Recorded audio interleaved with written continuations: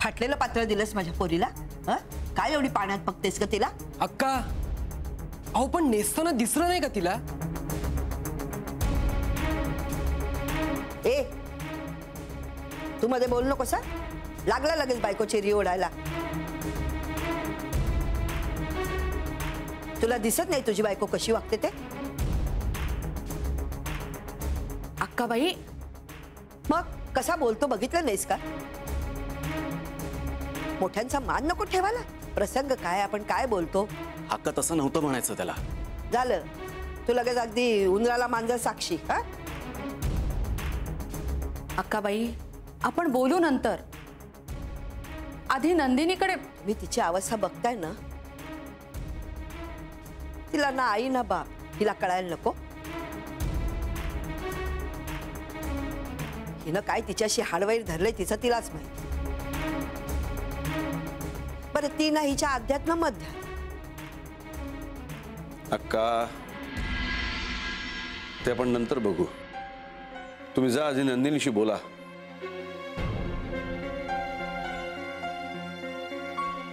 आणि होतं असं ना कधी कधी, एखादं पातळ मेलं नवेपणातच जिरलेलं फाटलेलं असतं. हो ना, नाहीतर काय. एकत्र घेतली होती का पातळ? हो, आमच्या सगळ्यांसाठीच आणली होती तिनं. आणि आमची चांगली निघाली. पण नंदिनीची साडी उघडून पाहिली होती तेव्हा फाटलेली नव्हती.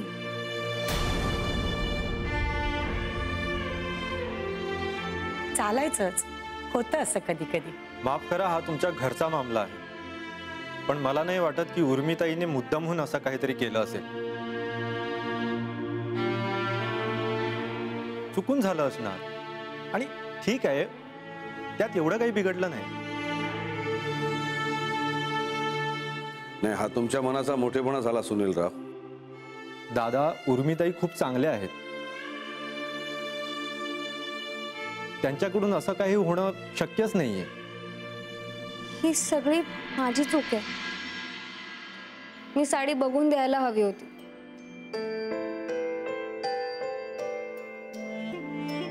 मला माझी चूक मान्य आहे. ह्याच्यात ना नंदिनीचा काहीच दोष नाहीये. तुम्ही प्लीज तिच्याबद्दल गैरसमज नका करून घेऊ. मी तिला दुसरी साडी देते. I am really sorry. आता कशाला? बघते मी काय ते. मी देते तिला माझी दुसरी साडी. असू द्यावं, असं होतं कधी कधी चुकून. तिला म्हणावं आम्हाला काही वाटलं नाही. अहो, मलाही मुलगी आहेच की. आणि आत्ताच तर मी तुम्हाला सांगितलं ना, आमच्या संगीतानं तर चहाचा ट्रेच सांडला होता पाहुण्यांसमोर. घाबरलेल्या असतात मुली. होतं असं कधी कधी चुकून. तिला सांगा दुसरी साडी नेसून ये, आम्हाला काही वाटणार नाही. आणि त्या साडीवरून आमचं काही ठरणार नाहीये. तुम्ही चांगली माणसं आहात म्हणून हो, पण दुसऱ्या कुणासमोर घडलं असतं तर किती शोभा झाली असती. बरं दिसतं का हे? अक्काबाई, तुम्ही आधी नंदिनीशी बोला. आले. हा, तुम्ही राग मानू नका. आले, चल ग.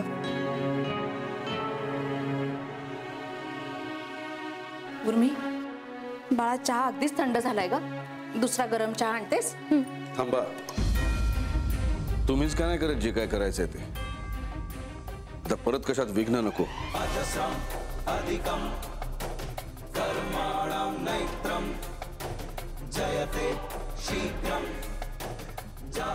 अहो, मी असणारच आहे. बर, मी बघते. तुम्ही बसा. हा, आलेच मी. उर्मी, चल बाळा.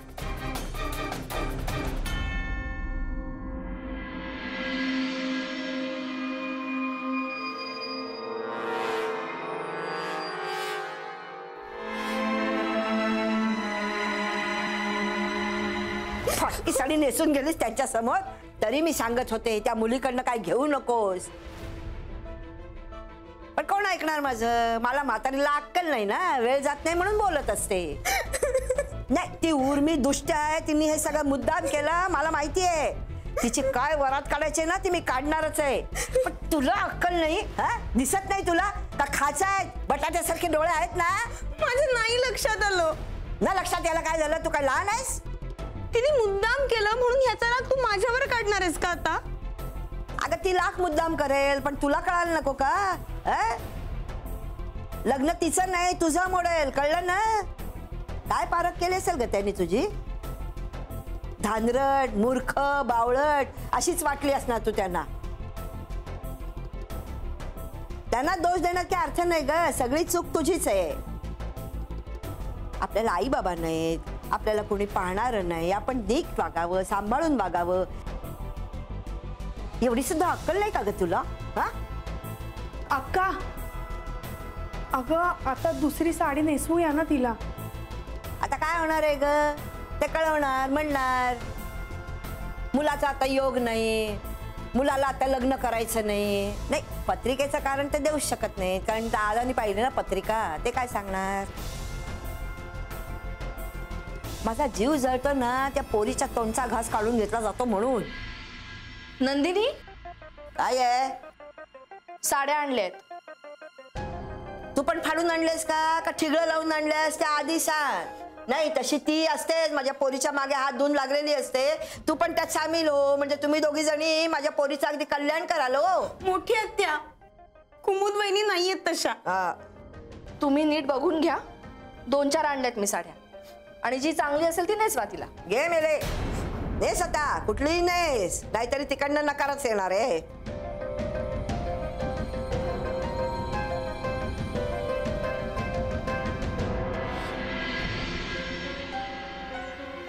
काय म्हणावं बाई या प्रकाराला.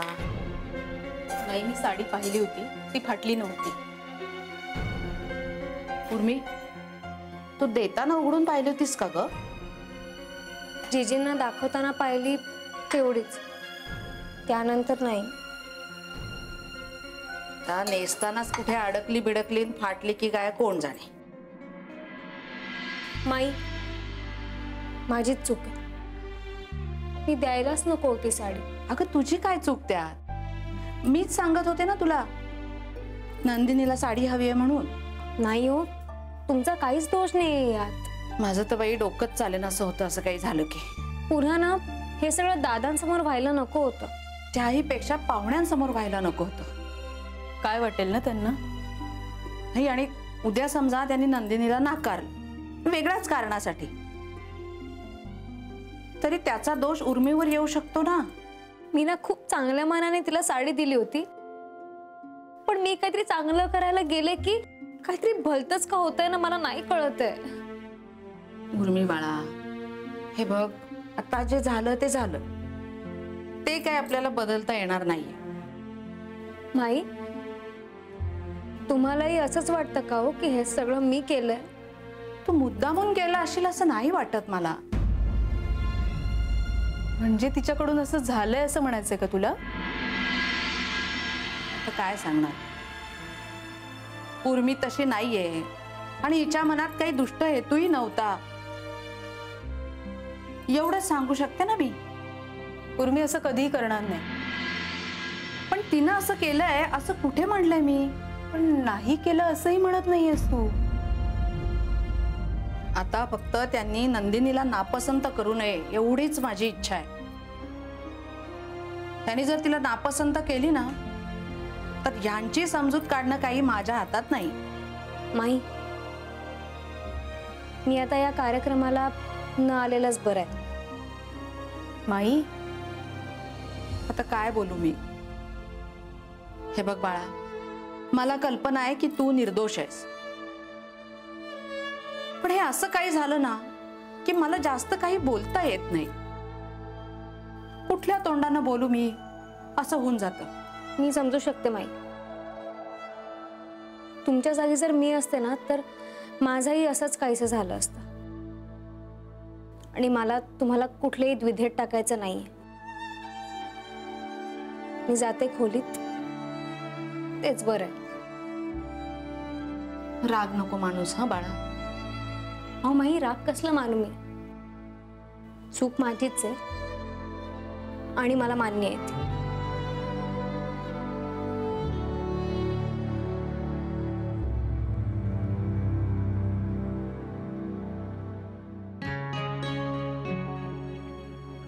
हे बघ, छान दिसतेस. हा बरं झाला नट्टापट्टा. काय आकलेचे दिवे तोडायचे होते ते मगाशी तोडून झाले. आता काय तारे तोडायचे असतील ना तर त्या पाहुण्यांसमोर तोडा. चला. त्यांनी मला नकार दिला तर तूच माझा जीव खाणार आहेस ना? खाणार नाही जीव, देणार आहे मी जीव. मोठे आले मला अक्कल शिकवते. एवढी घोडी झालीस तरी तुला कळत नाही का साडी फाटली की नाही ते? चल चला आता. मलाही तेच वाटतं दादा. अहो शहरातल्या मुलांना ग्राउंड माहितीच नाहीये. संस्कृत भाषेचा गंध नाही कुणाला.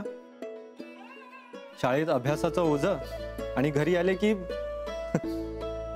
त्या मानाने खेड्यातली मुलं अजून खेळतात, पोहायला जातात, झाडावर चढतात. आणि आपल्या गावात मठ असल्यामुळे मुलांना सूर्यनमस्कार येतात, श्लोक येतात, संस्कार वर्ग असतात. आणि मुख्य म्हणजे शहरातल्या सारखं त्यासाठी काही मूल्य घेतलं जात नाही, हे महत्वाचं. म्हणूनच माझ्या डोक्यात काही कल्पना आहेत. मी पुनर्वसूशी पण बोलतो आणि आता तर उर्मिताई पण आहेच.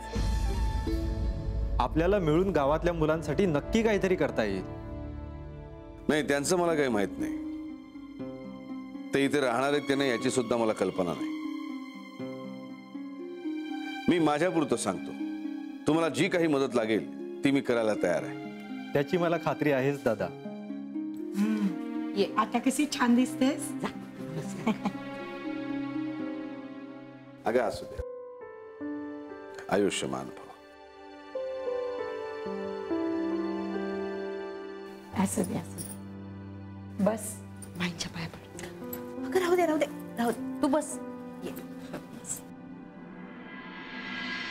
सगळं कसं विचित्र झालं हो. पण त्यात आमच्या मुलीचा काही दोष नाही. हा नाही म्हणजे तुम्ही फार मनावर घेऊ नका. तुमचा निर्णय यावरून तरी ठरवू नका.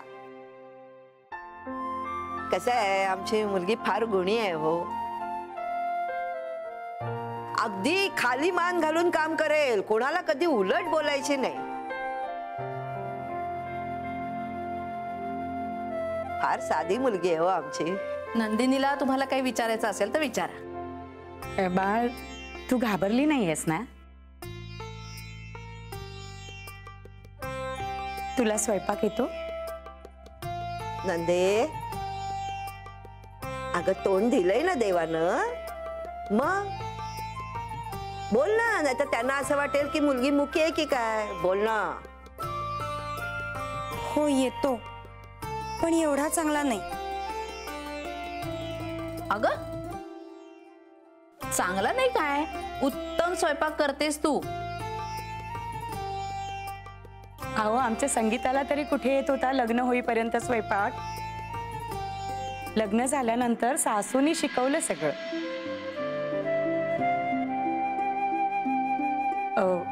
सुनील, तुला काही विचारायचंय का? पुढे शिकायचं आहे का तुम्हाला? का?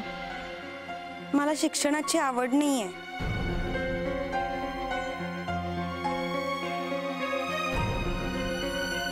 बरं मग कशाची आवड आहे? तसं काही विशेष नाही. म्हणजे? मला तशी कशाचीच विशेष आवड नाहीये.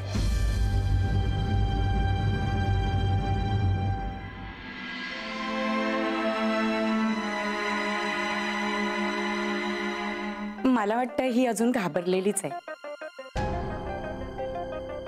म्हणून मोकळेपणाने बोलत नाहीये. तुमची कोणाची हरकत नसेल तर त्या दोघांना एकमेकांशी बोलू दे का? अगो बाई, म्हणजे मुलगा मुलगी एकटे बोलणार? अहो अक्का ठीक आहे, बोलू दे त्यांना. अहो असं कसं दादा? अहो त्याला काय झालं, शेवटी लग्न दोघांना करायचंय.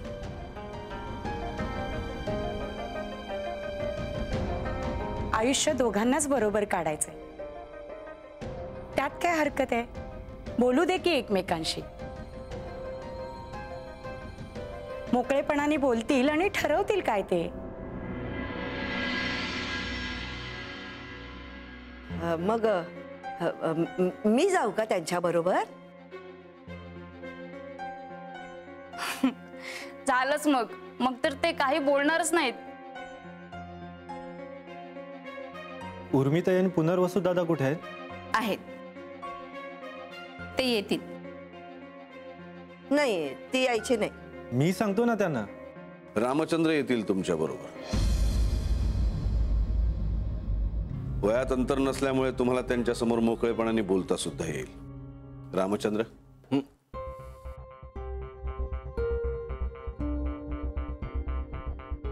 या.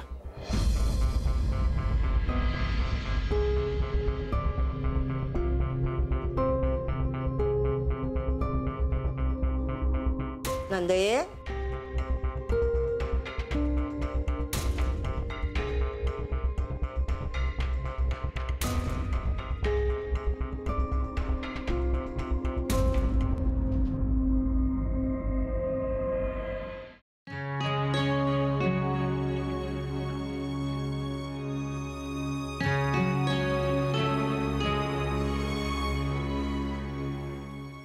हा महाराजांचा मठ. या पादुकांचं दर्शन घेऊया. या.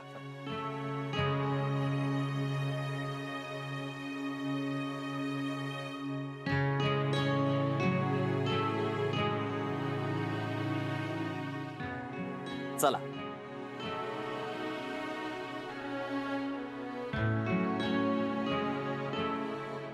हा भक्तांचा निवास आहे. पालखीच्या दरम्यान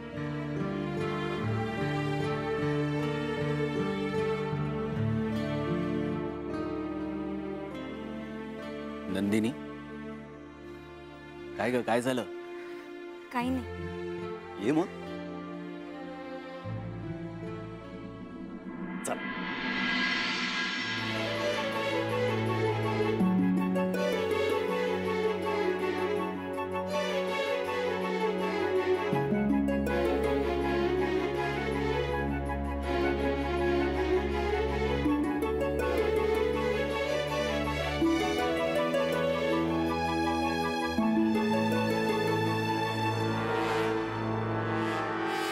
जा जा जा, अजून माफिया मागा तिच्या. सॉरी म्हणा तिला. तिच्यासाठी ना गिफ्ट घ्या. त्या बाईला खुश करण्यासाठी अजून काय काय करता येतं ना याचे सगळ्याचे मार्ग शोधा आणि बघा ते. मी सांगत होतो उर्मी, नको नको नको, पण तू नाही ऐकलंस. दादांसाठी करणं ही गोष्ट वेगळी आहे आणि हिच्यासाठी करणं ही गोष्ट वेगळी आहे. मॅड येते, मी म्हणलं होतं ना तुला. दादांची माफी मागून तू 4 पावलं या घरात आली असशील ना, तर आजच्या या सगळ्या प्रकारानंतर तू 400 पावलं दूर गेली असे कळतंय का तुला? मी तुला समजावून सांगत होतो, पण नाही, विश्वास नाहीये माझ्यावर. यांना ना माणसं जोडायचेत. जोडा, अजून माणसं जोडा. आता आज सगळे गेल्यावर काय करणार आहेस तू? नंदिनीच्या पार लोटांगण घेणार आहेस का माफीची याचना करणार आहेस? तुला कसं कळत नाही उर्मी, ती मुलगी तुझा दुस्वास करते तरी तू सतत तिचे पाय चटायला जाते. काय गरज आहे त्याची? एकतर या घराबाहेर पडायचं, नाहीतर तिचा नाच सोडायचा. उर्मी, जितकं तू तुझ्या बाजूने नातं जोडायचा प्रयत्न करतेस ना, तितकी तू या घरापासून दूर जातेस. एक वेळ अशी येईल की दादा आपल्याला सांगतील तुम्ही जा म्हणून. त्या क्षणाची वाट पाहिजे का आपण?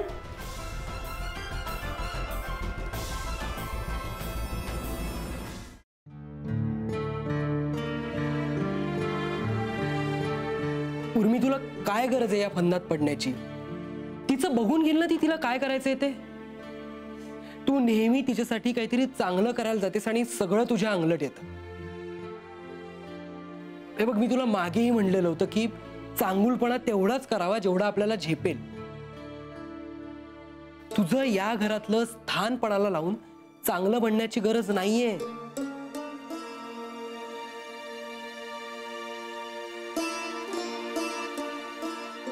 राग आलाय?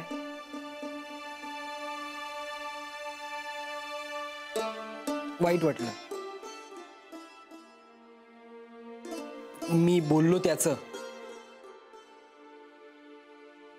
मग वासू ती नंदिनी असं का वागतेय? तुझ्या डोक्यात आहेच का ती अजून? वासू अरे मला खूप जेन्युइनली वाटतं तिचं लग्न व्हावं, ती सुखी व्हावी. मी खूप मनापासून तिच्याशी चांगलं वागते, नाटक नाहीये. आज पण मी तिला साडी देताना किती व्यवस्थित बोललो अरे. आम्ही आपल्यात मैत्री होऊ शकते असं ठरलं आमचं, म्हणून तर मी तिला प्रेमाने साडी दिली ना. आणि हे बघ, तेच तर म्हणतोय मी की हे सगळं थांबव आता. वासू मी जेव्हा तिला साडी दिली तेव्हा ती फाटलेली नव्हती. ती नंतर फाटली असेल, कशात तरी अडकली असेल, झालं असेल काहीतरी, होतं असं. मी हेही मान्य करायला तयार आहे की तिला साडी नेसताना ते सगळं जाणवलं नसेल. साडी फाटल्याचं कळल्यावर तिला लाजीरवाणं वाटलं असेल वासू, पण तुला तिचा स्वर नाही का रे खटकला? मला ती अख्खीच खटकली. आणि त्यातनं तिने माझ्याकडे बोट दाखवलं. तिचं लग्न होऊ नये असं मला का वाटेल रे? मी का तिला पाण्यात बघू आणि मी का असं सगळं करेन वासू? सुनीलला काय वाटलं असेल? मी सोड ना, तू कशाला या सगळ्याचा विचार करतेस आता? तसं नाहीये वासू.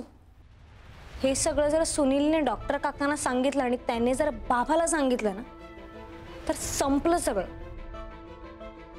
तो इथे येईल निघून तावा तावाने आणि मग एक घाव दोन तुकडे. बाप रे, हा विचारच आला नाही माझ्या डोक्यात. मला आता जेवढी नंदिनीची भीती वाटते ना, त्याहून जास्त सुनीलची वाटते.